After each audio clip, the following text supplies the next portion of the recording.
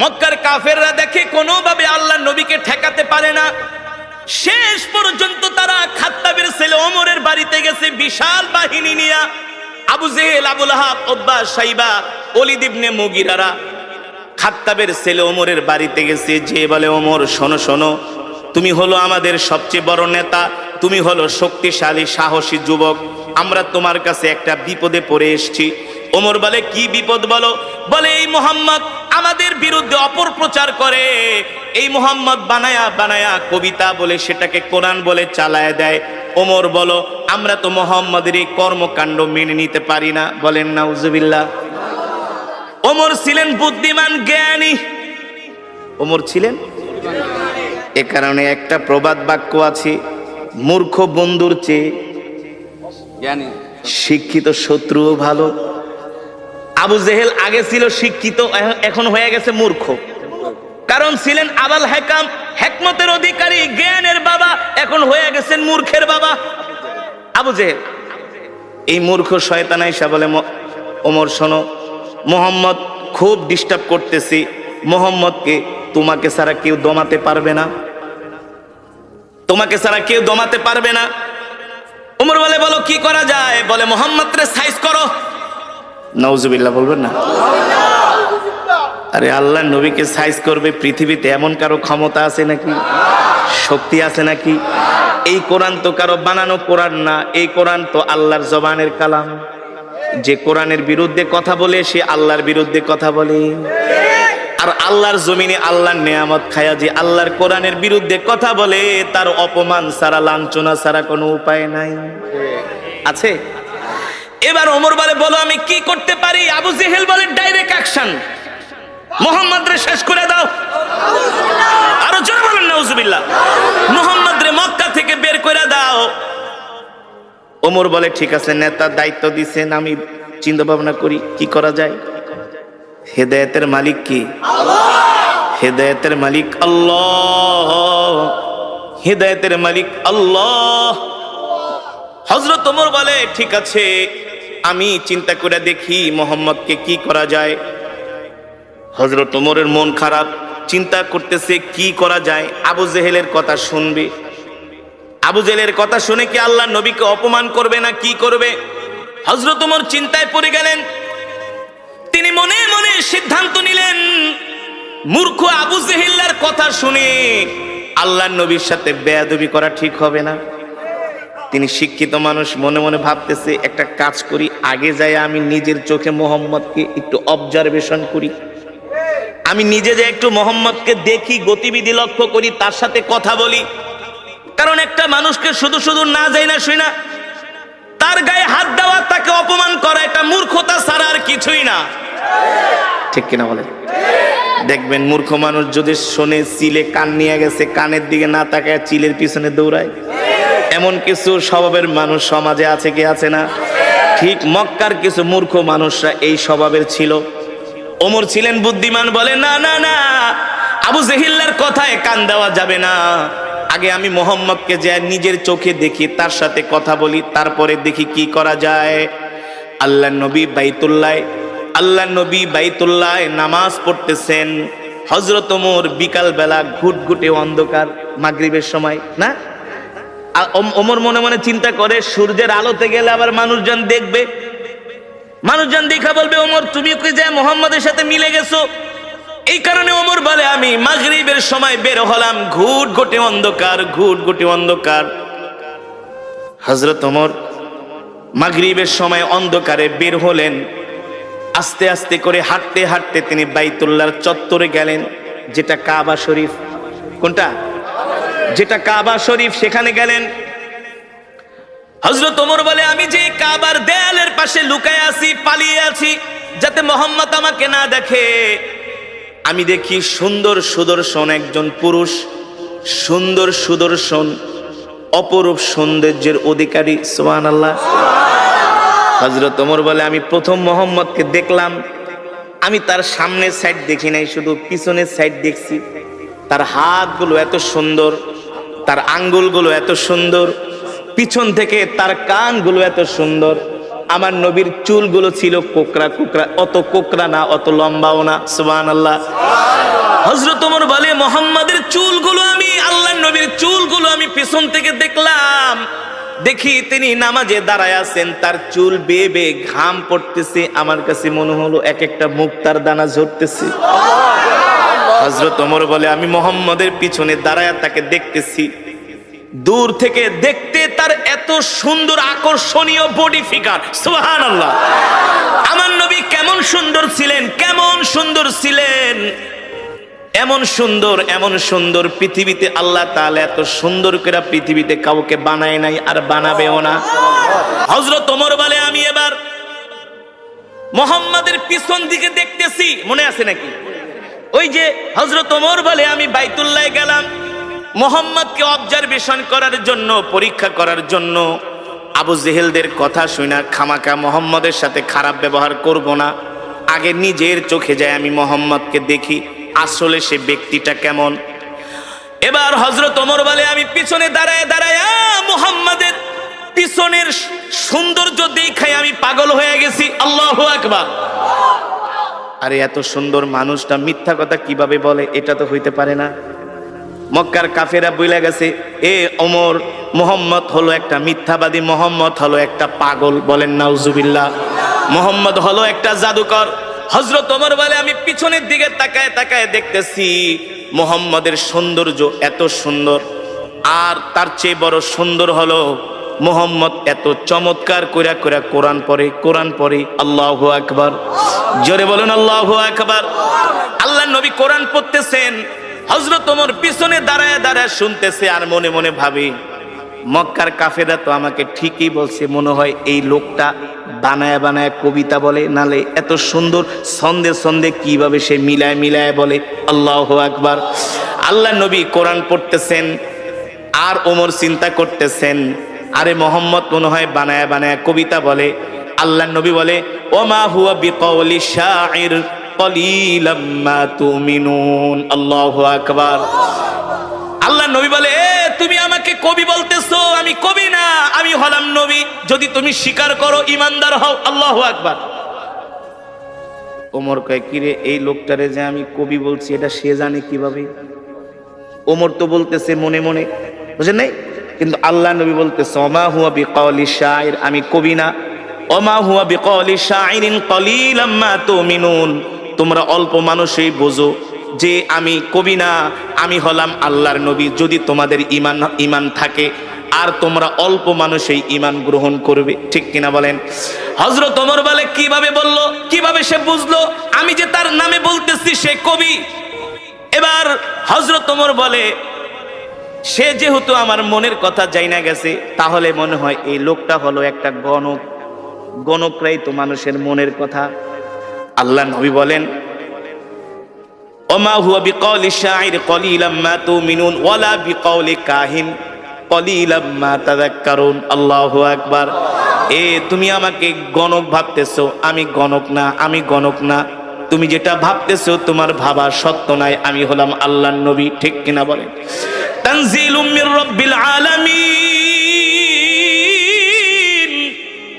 আমি গণক না, আমি গণক না, আমি যেটা পড়তেছি সেটা হলো আমার রবের পক্ষ থেকে কোরআন। আল্লাহু আকবার।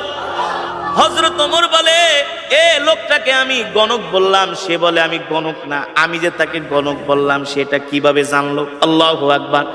আবার বলতেছে আমি যেটা তেলাওয়াত করতেছি এটা হলো আমার রবের পক্ষ থেকে আমাকে দেওয়া কোরআন। হযরত ওমর অবাক হয়ে গেল যে আমার মনের কথা এই লোক কিভাবে জানে। এখন রহস্য লাগছে কি লাগছে না? হযরত ওমর বলে এই রহস্যর উদ্ঘাটন আমাকে করতেই হবে, আর যদি রহস্যর উদ্ঘাটন করতে হয় তাহলে তো আল্লাহর নবীর সাথে কথা বলতে হবে, কথা না বলে তো আর রহস্যর উদ্ঘাটন করা যাবে না। হযরত ওমর দাঁড়ায় আছে, আল্লাহর নবী যখন নামাজ শেষ করলেন, আল্লাহর নবী তার হুজরার দিকে যাবেন, হযরত ওমর যায় তার পথ রোধ করলেন, বললেন ইয়া মুহাম্মদ কিফ, ও মুহাম্মদ দাঁড়ান, আপনার সাথে আমার কিছু কথা আছে। আল্লাহর নবী বলে ইমশি মাই, চলেন আমার সাথে আমার বাড়িতে যেয়ে কথা বলবো। আল্লাহ নবী হযরত ওমরকে নিয়ে বাড়িতে চলে গেলেন। সুবহানাল্লাহ বলে। আল্লাহর নবী হযরত ওমরকে নিয়ে বাড়িতে চলে গেলেন। আল্লাহর নবীর সাথে হযরত ওমর যখন বাড়িতে গেলেন, হযরত ওমর বারবার আল্লাহর নবীর চেহারার দিকে তাকায়, সুবহানাল্লাহ। আর সে নিজে নিজে মাপতেছি, ভাবতেছি, চিন্তা করতেছি, আল্লাহর নবীকে বোঝার চেষ্টা করতেছি। মক্কার সব কাফেরেরা যার বিরুদ্ধে, আমি আজকে তার সামনে।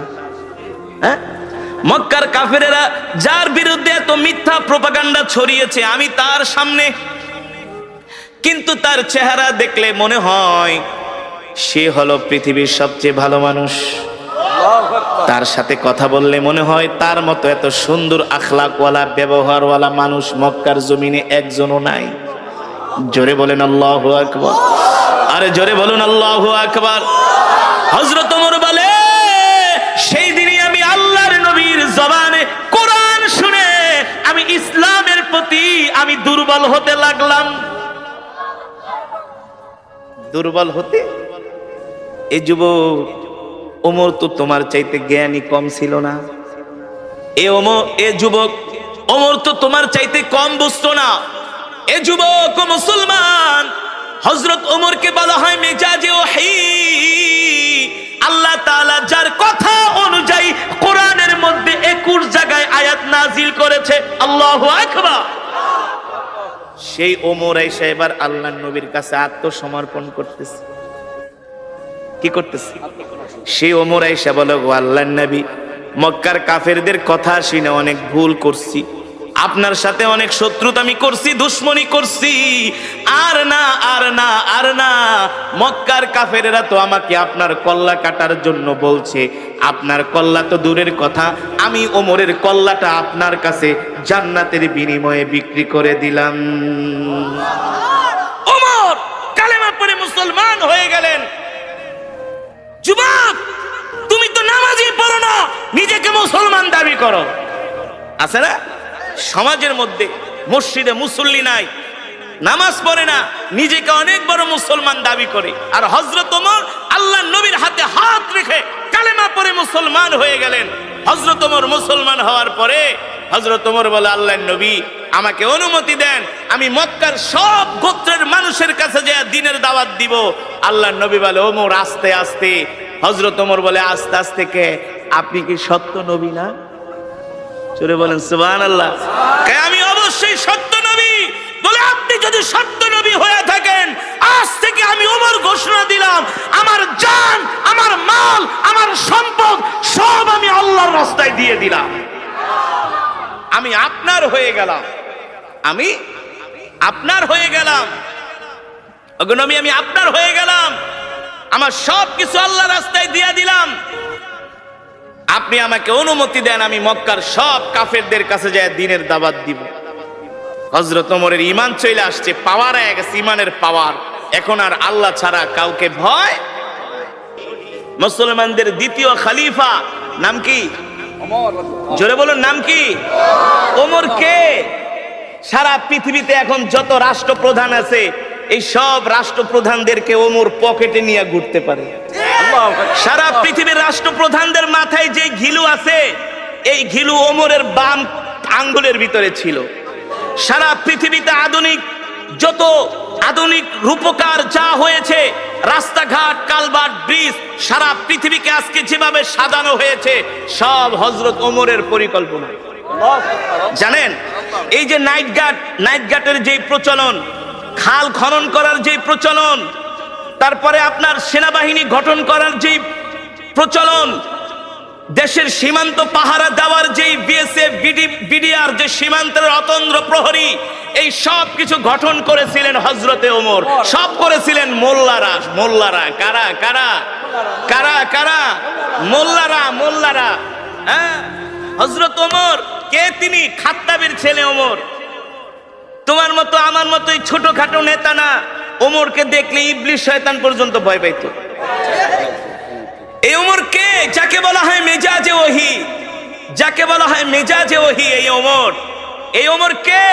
আল্লাহু আকবার। এখনো কালেমা পড়ে মুসলমান হয় নাই। ওমর ছিল আল্লাহর নবীর সবচেয়ে বড় দুশমন। সবচেয়ে বড় কি? মক্কার আবু জেহেল এসে ওমরকে খেপায় দিছে, ওমর তোমার মতো একটা সাহসী যুবক থাকতে মুহাম্মদ আমগো ধর্মের 12টা বাজায় ফেলাইছে।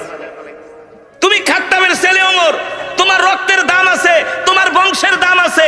মুহাম্মদ গরিব মানুষ, যার আশেপাশে কেউ নাই, সেই শুধু একটা কোরআন দিয়া পুরা মক্কাটারে জ্বালায় ফেলাইতেছে।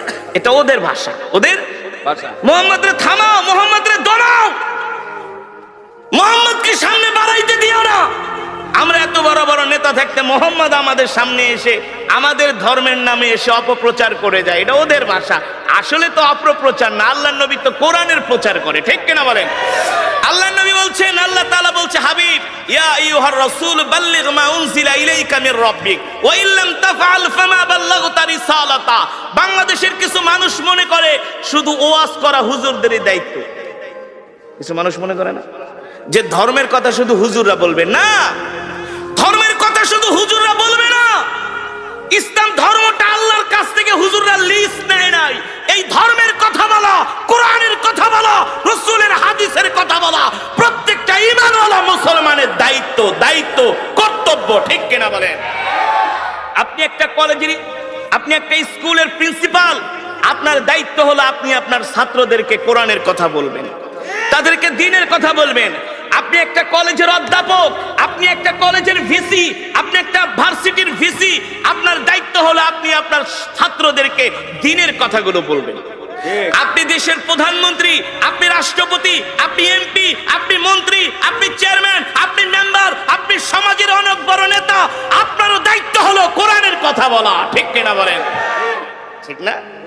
এখন তো কিছু সাধারণ মানুষ মনে করে শুধু হুজুররাই বলবে, সব হুজুরদেরই কাজ। না, প্রত্যেকটা মুসলমানকে আল্লাহ তাআলা দুনিয়ার জমিনে কেন পাঠিয়েছেন?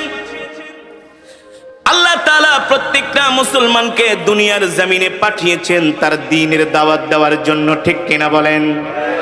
আল্লাহর নবী, আল্লাহ তাআলা তার উপর কোরআন নাজিল করলেন আর বললেন, ইয়া আইয়ুহার রাসূল বাল্লিগ মা উনজিলা ইলাইকা মির রাব্বিক ওয়া ইল্লাম তাফআল ফামা বাল্লাগতা রিসালাতা ওয়াল্লাহু ইয়াসিমুকা মিনান নাস ইন্নাল্লাহা লা ইয়াহদিল কওমাল ফাসিকিন। আল্লাহ রাব্বুল আলামিন বলেন, নবী, আমি আল্লাহ আপনার উপর যেই কোরআন নাজিল করেছি, এই কোরআন নিয়ে শুধু আপনি ঘরে বসে থাকবেন না। এই কোরআন শুধু আপনাকে একা তেলাওয়াত করার জন্য নাজিল করা হয় নাই। এই কোরআন শুধু বাবা মারা যাবে 40 দিন পরে 10 জন ইমাম দাওয়াত দিয়া গরু কেটে 40টা খাওয়াবে আর খতম করাবে, এই কারণে আল্লাহ কোরআন দেয় নাই। বছরে 1 মাস শুধু রমজান মাসে খতমে তারাবি পড়বেন আর হুজুরদেরকে দাওয়াত দিয়ে 1 খতম কোরআন পড়াইবেন। আল্লাহ শুধু এই কারণে কোরআন দেয় নাই। এই কোরআন এত সস্তা কোরআন না, এই কোরআন এত সস্তা জিনিস না। পৃথিবীর ইহুদি খ্রিস্টানরা সব কিতাবের মধ্যে তারা 2 নাম্বারই করেছে, হাত দিয়েছে, কিন্তু আল্লাহর কোরআনে এখনো হাত দিতে পারে নাই। কথা বলেন না কেন? তা বোঝেন না কেন? এটা এত সস্তা কোরআন না যে কোরআনের তেলাওয়াত শুনলে পাথরের মতো হৃদয়টা মোমের মতো গলে যায়, ঠিক না? আল্লাহ তাআলা বলে, হাবিব, আপনাকে যে কোরআন দেওয়া হয়েছে, এই কোরআন দিয়ে আপনি মক্কার জমিনে কাফেরদেরকে দাওয়াত দেন।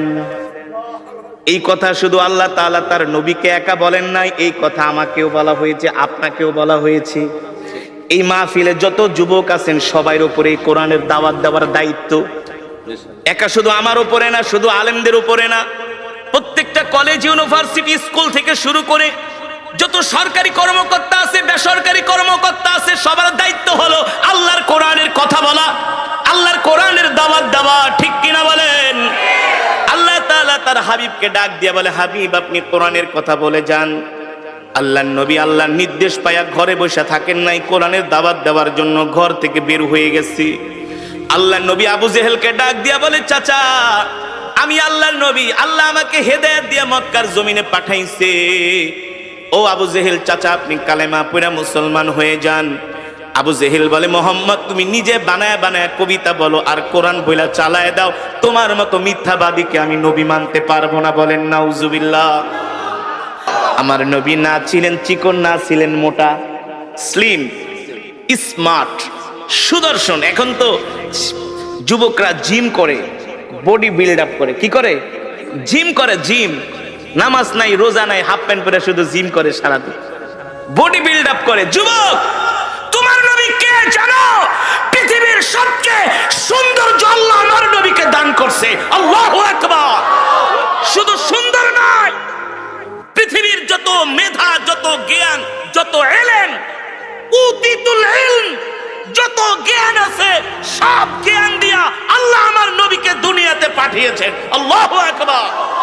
রাষ্ট্র পরিচালনা করার যোগ্যতা কি? রাষ্ট্র পরিচালনা করার যোগ্যতা, ময়দানে যুদ্ধ করার দক্ষতা আমার নবীর যেমন ছিল, পৃথিবীর এমন কোন যোদ্ধা, এমন কোন রাষ্ট্রপ্রধান আজ পর্যন্ত আসে নাই, আসবেও না। সব দিকে আমার নবী ছিলেন 100-তে 100। জোরে বলেন সুবহানাল্লাহ। এই কারণেই আম্মা জান আয়েশা বলেছেন, মিশরের রমণীরা, মিশরের প্রেসিডেন্টের স্ত্রী, আজিজ মিস্ত্রির স্ত্রী জুলাইখা রানিং প্রেসিডেন্ট মিশরে। কোথায়? পয়গম্বর ইউসুফ আলাইহিস সালামের চেহারা দেখা পয়গম্বরের জন্য পাগল হয়ে গেছে, পাগল হয়ে গেছে। আমি যখন মিশরে পড়াশোনা করতাম, আমি মাঝে মাঝে কায়রোতে যেতাম, কায়রোর বাজারে। তো মাঝে মাঝে কায়রোতে যাওয়ার পরে এত সুন্দর মিশরের পুরুষগুলো, সব এক সাইজ। কয় সাইজ? দেখতে যেমন একেবারে এক সাইজ, এমন সুন্দর, এমন সুদর্শন, যেটা ভাষায় প্রকাশ করার মতো না। তো পুরুষের সৌন্দর্য যদি এমন হয়, তো রমণীরা কেমন হইতে পারে? এবার চিন্তা করেন তো। জুলাইখা কেমন সুন্দর, সে পয়গম্বর ইউসুফের চেহারা দেখে পাগল হয়ে গেছে। জুলাইখার বান্ধবীরা চিঠি লেখছে, এ জুলাইখা, কার জন্য পাগল হলি? তুই একটা প্রেসিডেন্টের স্ত্রী হইয়া সাধারণ একটা গোলামের জন্য পাগল হয়ে গেছস। জুলাইখা বান্ধবীদেরকে পত্র লেখছে, এই দূর থেকে সমালোচনা করিস না, সামনে আইসা একটা নজর দেখা যা, ক্র্যাশ খেয়ে যাবি, ক্র্যাশ, পাগল হয়ে যাবি, নজর ফিরাইতে পারবি না। সুবহানাল্লাহ। জোরে বলুন সুবহানাল্লাহ। জুলাইখা ছিলেন চালাক, বুদ্ধিমতী। তার বান্ধবীদেরকে ডাকছে, আয়, দূরে থেকে তো আমারে গালাগালি করো, সামনে আইসা দেখা যা, এক ঝলক দেখা যা, এক নজর দেখা যা। জুলাইখার বান্ধবীরা আসছে, সবার হাতে আপেল দিয়েছে। কি দিয়েছে? আপেল আর ছুরি দিছে। যেই গোলামে লেগা পাগল হইছি, একটু পরে গোলাম এদিক দিয়ে যাবে, এক নজর দেখবি, বেশি না। কয় নজর? এক নজরের বেশি দেখা যাবে না, নিষেধ। বারবার তাকানো যাবে না। জুলাইখার বান্ধবীরা পাগল হয়ে গেছে। কি এমন পুরুষ যে একেবারে এক নজর দেখা লাগবে? কি এমন সৌন্দর্য? জুলাইখার বান্ধবীরা তো আর বোঝে নাই, যখন পয়গম্বর ইউসুফ আলাইহিস সালাম সামনে দিয়ে হেঁটে যাচ্ছে, জুলাইখার বান্ধবীরা খুশ গল্প করে আর আপেল খায় কেটে কেটে। পয়গম্বর ইউসুফ যাচ্ছেন, এক বান্ধবী আর এক বান্ধবীকে, বন্ধু দেখ, তাকায় দেখ, এটা কি মানুষ নাকি ফেরেশতা? সুবহানাল্লাহ। এটা মানুষ যাচ্ছে নাকি ফেরেশতা? মানুষের চেহারা তো এত সুন্দর না। আল্লাহু আকবার। জুলাইখার বান্ধবীরা আপেল খাইব তো দূরের কথা, পয়গম্বর ইউসুফ আলাইহিস সালামের চেহারার দিকে তাকায়, আপেল কাটতে কাটতে একেবারে আঙ্গুল কেটে ফেলায় রক্ত বের করে ফেলাইছে। কিন্তু তার নজর চেহারার থেকে নজর ফিরাতে পারে না। জুলাইখা ছিলেন বুদ্ধিমতী, সেও কিছু তাকাই আছে এক নয়নে। জুলাইখা ডাক দিয়ে, কিরে, আপেল খাবি না ওই গোলামডারে দেখবি? জুলাইখা সব বান্ধবীরা হাতের দিকে তাকায় দেখে আঙ্গুল কেটে ফেলাইছে, রক্ত পড়তেছে। জুলাইখাকে, ব্যাপার কি?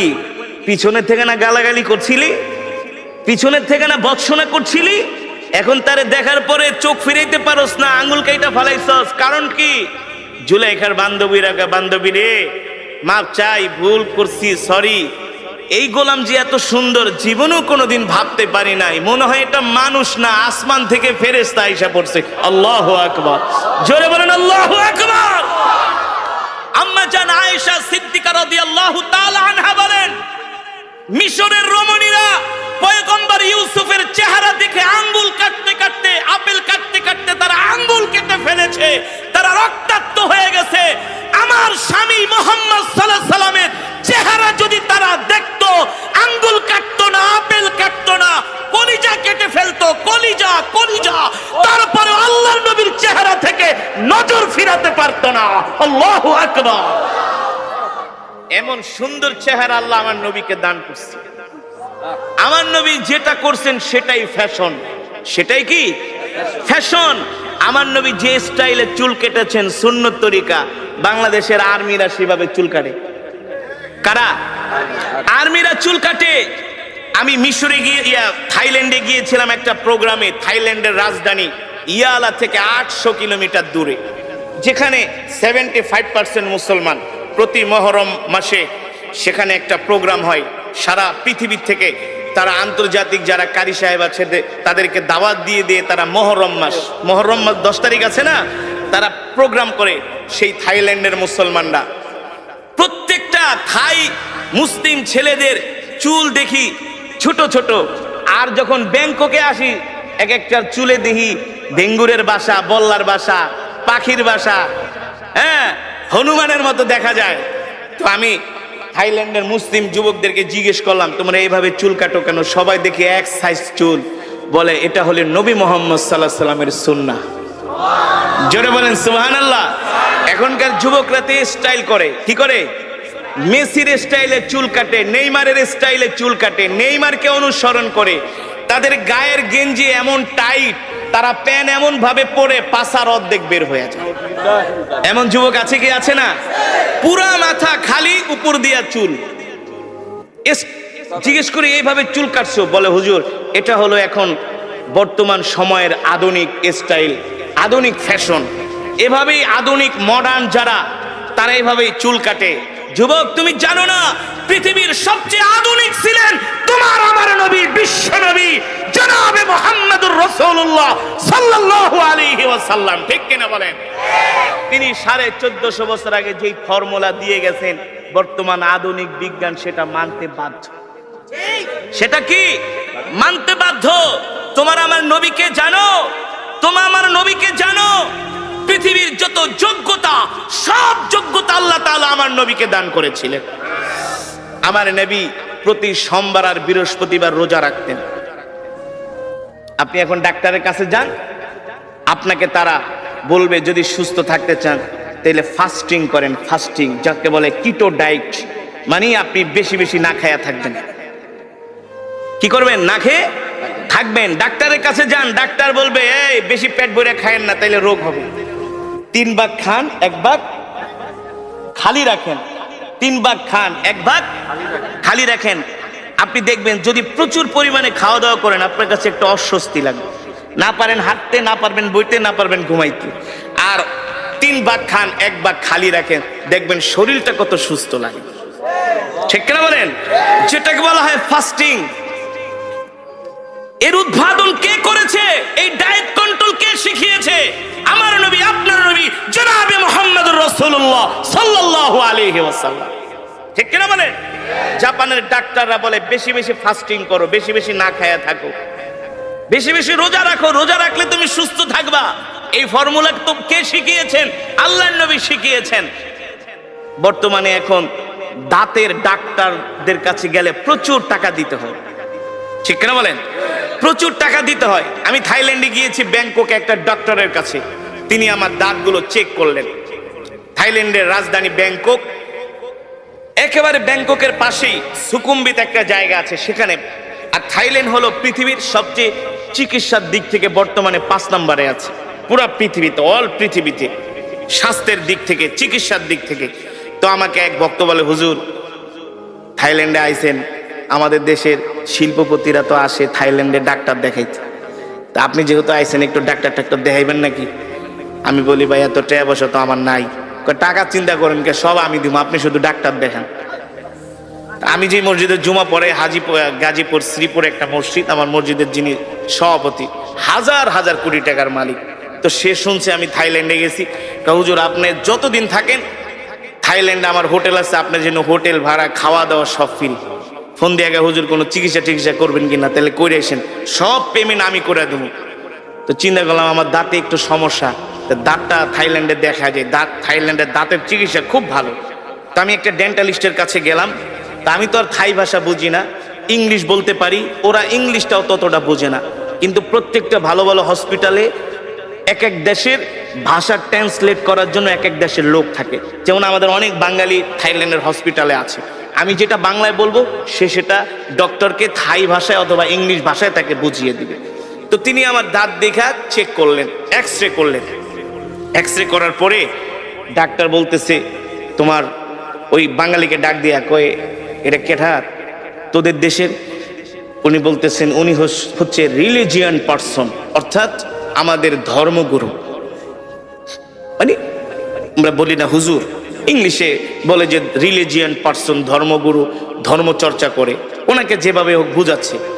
পরে বলতেছে যে ওর দাঁত তো কোনো সমস্যা নেই, খুব ভালো আছে।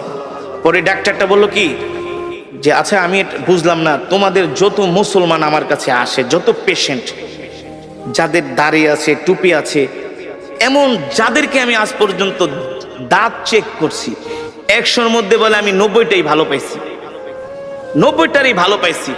তো সে আমাকে হাসে হাসে একে, হুজুর একটা মজার ঘটনা ঘটছে। কি বলে, ডাক্তার আপনার দাঁতটা চেক আপ করে বলতেছে আপনার দাঁত খুব ভালো আছে। বলে আপনাদের মতো মানুষদের নাকি দাঁত যত চেক করে, থাইল্যান্ড মুসলিম হোক, থাইল্যান্ডের হুজুর যারা আছে সবার, বলে সবার দাঁত ভালো, কারণটা কি? পরে আমি বলি ভাই, এর রহস্য হলো আমি প্রতিদিন 5 ওয়াক্ত নামাজে 5 বার, কয়বার 5 বার মেসওয়াক করি।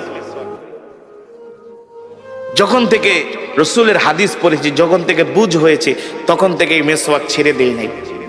রসুলের হাদিস, আপনি যদি এই মেসওয়াক করেন আপনার পেটের কোনো রোগ থাকবে না, লিভারের কোনো রোগ থাকবে না, স্টোমাকে আপনার কোনো রোগ থাকবে না।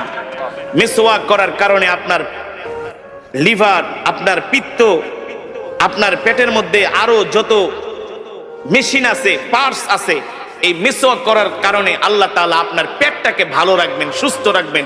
মোট কথা আপনার পেটের কোনো রোগ হবে না। এটা হলো দুনিয়ার উপকার। আখিরাতের উপকার কি? যে মেসওয়াক করবে আল্লাহ তাআলা ইন্তেকালের সাথে সাথে তাকে বিনা হিসাবে জান্নাত দিয়ে দিবে।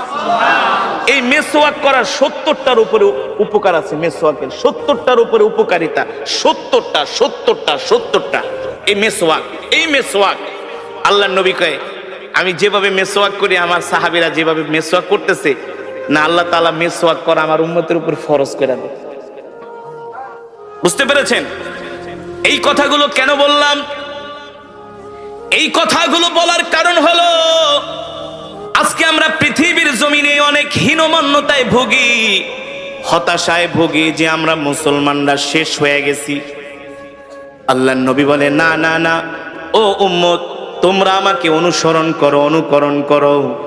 আমি নবী হলাম তোমাদের জন্য আদর্শ, তোমরা আমাদের আদর্শে আদর্শবান হও। তোমরা আমার সুন্নতগুলো মানো, তোমরা আমার সুন্নতগুলো চর্চা করো।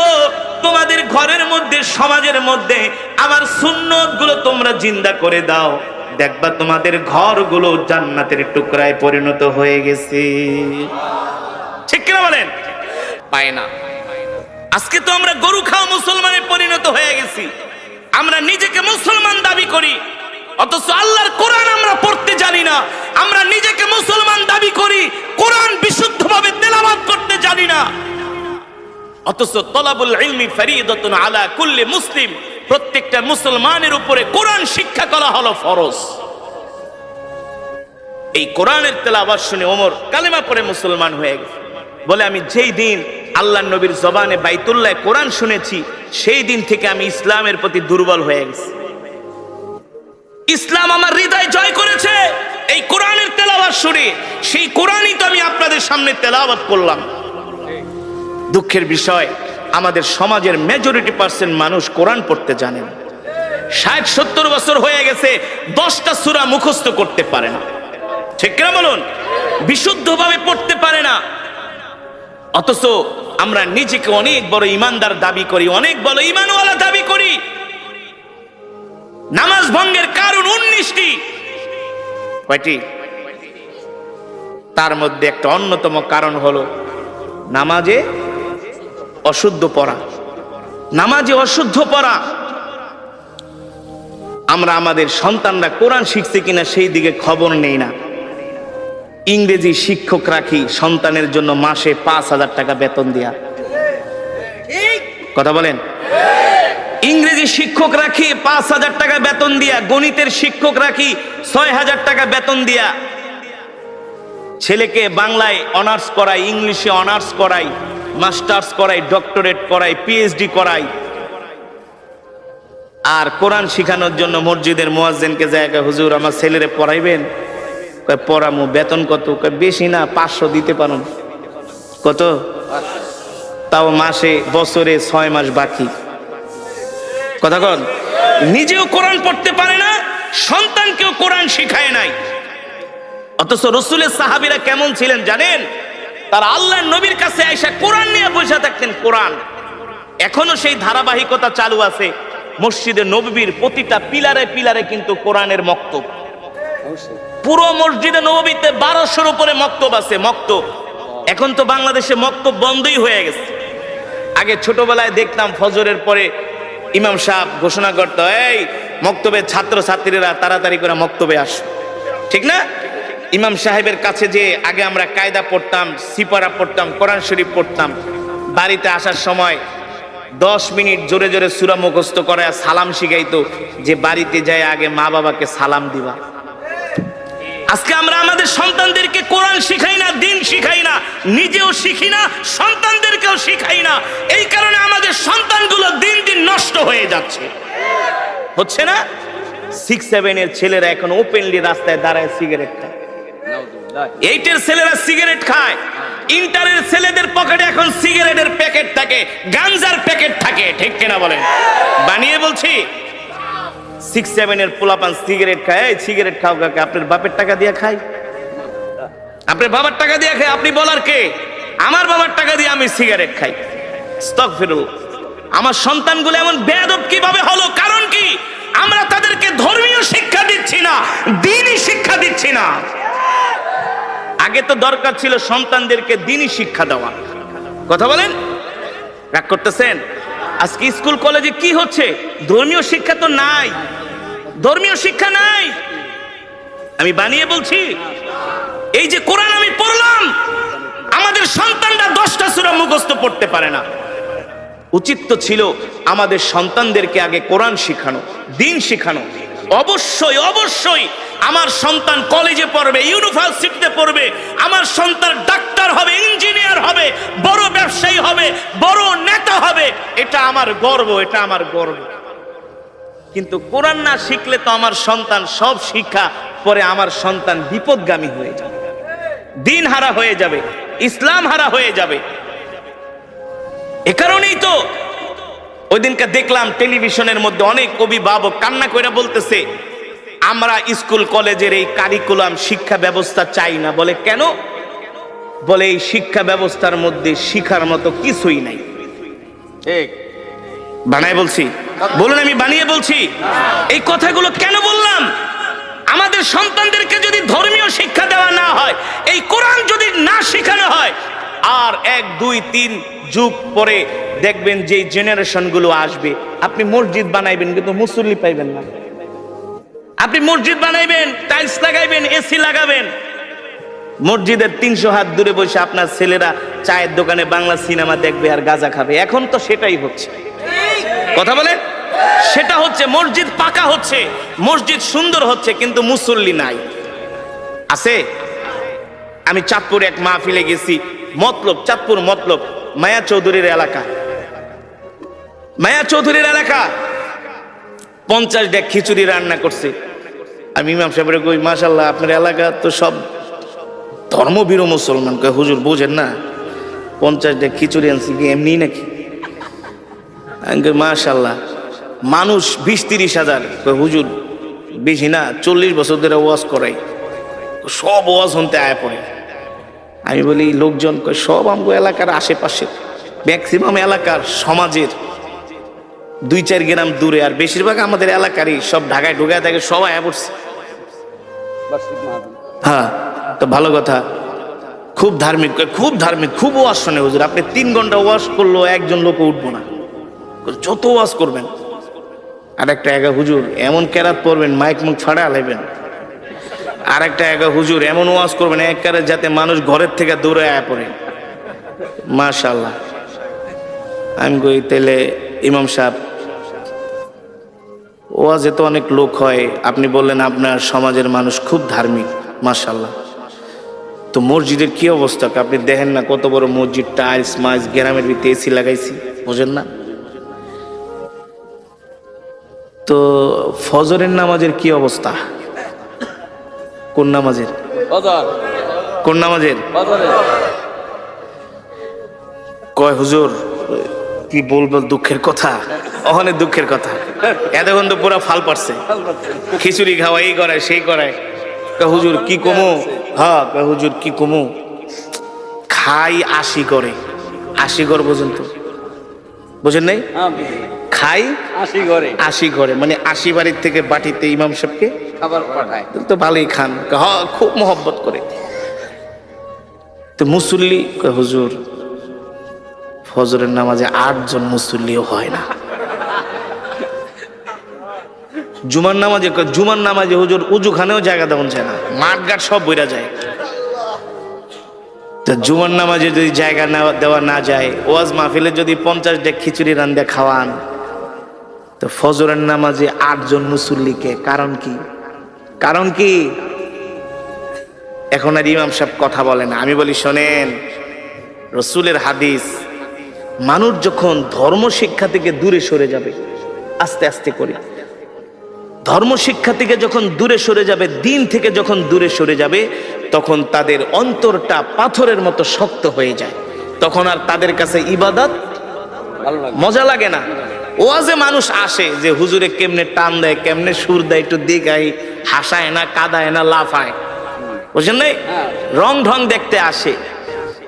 কিন্তু মানুষ যদি এই দিন না শিখে, কোরআন না শিখে, তাহলে আস্তে আস্তে করে 1, 2, 3, 4 যুগ পরে এই মুসলমানগুলো ঈমান হারা হয়ে যায়, ঈমান হারা হয়ে যায়। এই কারণে আমাদের সন্তানদেরকে দিন শিখাতে হবে, নিজেও কোরআন শিখতে হবে, সন্তানদেরকেও কোরআন শিখাতে হবে। হযরত ওমর এই কোরআনের পাগল হইয়াই তিনি কালেমা পড়ে মুসলমান হয়ে গেছে, এই কোরআনের পাগল হইয়া, কোরআন শুনা। এই কারণে আমি আপনাদের হাতে ধরি, পায়ে পড়ি। আজকে আমাদের স্কুল কলেজের সন্তানগুলো নষ্ট হয়ে যাচ্ছে, কারণ ধর্মীয় শিক্ষা তাদের মাঝে নাই। আগে আমাদেরকে ধর্মীয় শিক্ষা তাদেরকে দিতে হবে, ঠিক কিনা বলেন? 1, 2 বছর, 3 বছর আগে তাদেরকে কোরআন শিখাতে হবে, দিন শিখাতে হবে, আদব কায়দা শিখাতে হবে, ভদ্রতা শিখাতে হবে, সভ্যতা শিখাতে হবে। এগুলো ধর্ম শিক্ষা ছাড়া বিকল্প কোনো পথ। এ কারণে আপনারা রাগ করবেন না, আমাদের সন্তানদেরকে অবশ্যই আমরা স্কুল কলেজে পড়াবো, কিন্তু আগে আমরা ধর্মীয় শিক্ষাটা দিব, ঠিক কিনা বলেন? রসুলের শিক্ষা দিব, ওহির শিক্ষা দিব। তাহলে আমার সন্তান ডাক্তার, ইঞ্জিনিয়ার হলেও কখনো আমার সন্তান বিপদগামী হবে না, বিপদগামী হবে না। অনেক অভিভাবক আইসা বলে, হুজুর একটা তাবিজ দেন। কি হয়েছে? আমার সন্তান একেবারে গাঁজা নেশা করতে করতে অ্যাডিক্টেড হয়ে গেছে, গাঁজা নেশার প্রতি এতটা অ্যাডিক্টেড হয়েছে, নষ্ট হয়ে গেছে। হুজুর কিছু তাবিজ টাবিজ দেন, পানি পড়া দেন। আমি বলি, ভাই তাবিজ কেন? আমার এই বাইকটাও যদি তাবিজ বানায় খাওয়ান, কোনো লাভ হবে না। আগে দরকার ছিল আপনার সন্তানকে ধর্মীয় শিক্ষা দেওয়া, কোরআন শিক্ষা দেওয়া, ঠিক কিনা বলেন? এ কারণে আমি যে কোরআনের তেলাওয়াত করলাম, কোরআন থেকে বয়ান করলাম, এর মূল মেসেজ কি? আমরা নিজেরাও কোরআন শিখবো, সন্তানদেরকেও কোরআন শিখাবো। রাজি আছেন ইনশাআল্লাহ? রাজি আছেন ইনশাআল্লাহ? আমরা কে কে নিজেরাও কোরআন শিখবো, সন্তানদের কোরআন শিখাবো? হাত উঠে আল্লাহকে দেখান। লিল্লাহে তাকবীর, লিল্লাহে তাকবীর। আল্লাহ কবুল করুন, বলি আমিন। হাত নামান দিয়ে বলতে হবে, আমাদের হায়াতের মালিক কে? আমাদের রিজিকের মালিক কে? মুসলমান আমরা কার গোলাম? এক আল্লাহর গোলাম, ঠিক কিনা বলেন? মুসলমান এই আসমান কার? জমিন কার? কোরআনে আছে কি আছে না? আল্লাহ তাআলা বলছেন, আলা লাহুল খালক ওয়াল আমর তাবারাকাল্লাহু রাব্বুল আলামিন। আমার নবী যখন মক্কার জমিনে এই কোরআনের দাওয়াত দিতেন, এই কোরআনের তেলাওয়াত করতেন, এই কোরআনের কথা বলতেন, আবু জেহেল, আবু লাহাব, উতবা, শাইবা, ওয়ালিদ ইবনে মুগিরারা আল্লাহর নবীর কোরআনের তেলাওয়াতের বিরুদ্ধে তারা দাঁড়িয়েছিল। তারা কোরআনের তেলাওয়াতকে পছন্দ করত না। মক্কার মানুষ যাতে কোরআন শুনতে না পারে, তারা সব রকমের বাধার প্রাচীর হয়ে দাঁড়িয়েছিল। আল্লাহ তাআলা নবীকে ডাক দিয়া বলে, হাবিব, আপনি মক্কার কাফেরদেরকে বলে দেন, আলা লাহুল খালক ওয়াল আমর তাবারাকাল্লাহু রাব্বুল আলামিন। এ মক্কার কাফেরেরা, আমি যেই কোরআন পড়ছি, এই কোরআন আমি মুহাম্মদ বানায়া বানায়া বলি না, এই কোরআন হলো আল্লাহর জবানের কালাম। ঠিক কিনা বলেন? এই কোরআন কোন কবির কাব্য নয়, এই কোরআন কোন পৃথিবীর মানুষের বানানো কোন কাব্য নয়, এই কোরআন হলো আল্লাহর জবানের কালাম। মক্কার কাফেরেরা, তোমরা যতই বিরোধিতা করো না কেন, আমি আল্লাহর নবী মুহাম্মদ বলছি, আলা লাহুল খালক ওয়াল আমর, আসমান যার, আইন চলবে তার। ঠিক কিনা বলেন? জমিন যার, বিধান তার, বিধান চলবে তার। আল্লাহর নবী বলে, এই মক্কার কাফেরেরা, তোমরা কোরআনের বিরোধিতা করে কিছুই করতে পারবে না। ইন্না নাহনু নাযালনা যিকরা ওয়া ইন্না লাহু লাহাফিজুন। আল্লাহ তাআলা বলে, হাবিব, মক্কার কাফেরদেরকে বলে দেন, কোরআন আমার, আমি আপনার উপর কোরআন নাজিল করেছি, আর এই কোরআন হেফাজত করার দায়িত্ব আমি আল্লাহ আমার নিজ হাতে গ্রহণ করেছি। আল্লাহু আকবার। মুসলমান, কোরআনের বিরুদ্ধে কত ষড়যন্ত্র হয়েছে আজ পর্যন্ত। কোরআনের একটা নক্তা জের জবর পেশের মধ্যে কেউ পরিবর্তন করতে পারে নাই। পেরেছে বলুন? যেমন কোরআন তেমন আছে তেমনই থাকবে। এই কোরআনের নক্তা জের জবর পেশের মধ্যে কেউ পরিবর্তন করতে পারবে না। আর কোরআনের সুর হলো পৃথিবীর শ্রেষ্ঠ সুর। ঠিক কিনা বলেন? কত গান মার্কেটে আসে না? কাটটা যায়, ছিঁড়া যায়, ফাইটা যায়, লয়া যায়, নাকি? কত নতুন নতুন গানের সুর আসে। যুবকরা নতুন নতুন শুই না এক একটা মাতাল হয়ে যায়। গানের সুর শুই না একেবারে খাম্বা দূরে দাঁড়ায় থাকে। 1 মাস 2 মাস গেলে ওই সুর, ওই গান মার্কেট আউট হয়ে যায়। ওই সুর আর কেউ শুনতে চায় না। ঠিক কিনা বলেন? আমার কথা বাস্তব নাকি অবাস্তব? আচ্ছা বলুন, একটা গান কয় মিনিটের হয়? সর্বোচ্চ 5-7 মিনিট। কেউ যদি 5-7 মিনিটের বেশি গান গায়, যত ভালো সুর হোক, যত মিউজিক, যতই কিছু লাগাক না কেন, আধুনিক বাদ্যযন্ত্র, দৌড়ো বেটা, এত ঘ্যান ঘ্যান প্যান প্যানানি ভালো লাগে না, নতুন কিছু বের কর। ঠিক কিনা বলুন? আমি আপনাদের সামনে যে কোরআন পড়েছি, সূরাতুর রহমান, কেউ যদি এক গান বারবার গায়, এই এক গান ভালো লাগে না। আমি যে কোরআনের তেলাওয়াত করলাম সূরাতুর রহমান, আমি 5 মিনিট পড়ি নাই, 10 মিনিট পড়ে নেই, প্রায় 20 মিনিটের কাছাকাছি। কয় মিনিট? 22 মিনিট।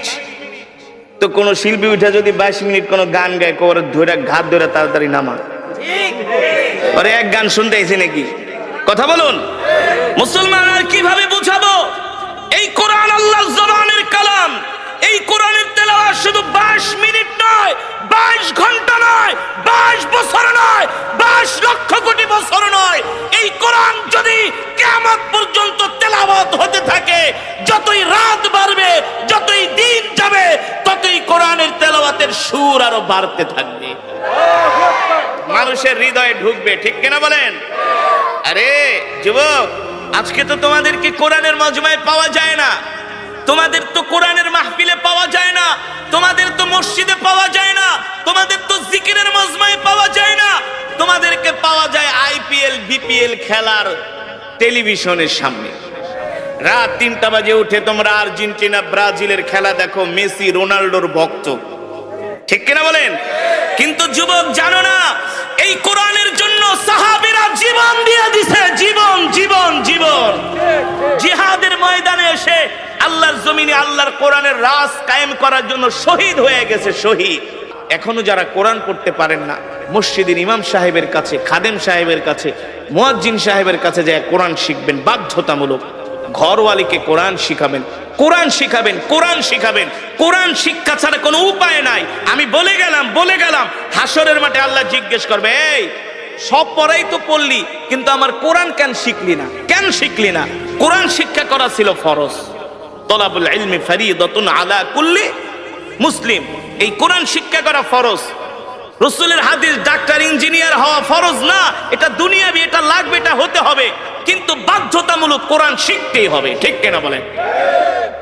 সন্তানদেরকে, আর যদি অনেকের সন্তান আছে অনেকগুলো, দুইটাকে মাদ্রাসায় দেন, দুইটাকে স্কুলে দেন, এটা ব্যালেন্স করেন। ব্যালেন্স, সমস্যা কি? সন্তানদেরকে আলেম বানান, হাফেজ বানান, সবগুলারে জেনারেল শিক্ষিত বানায়েন না।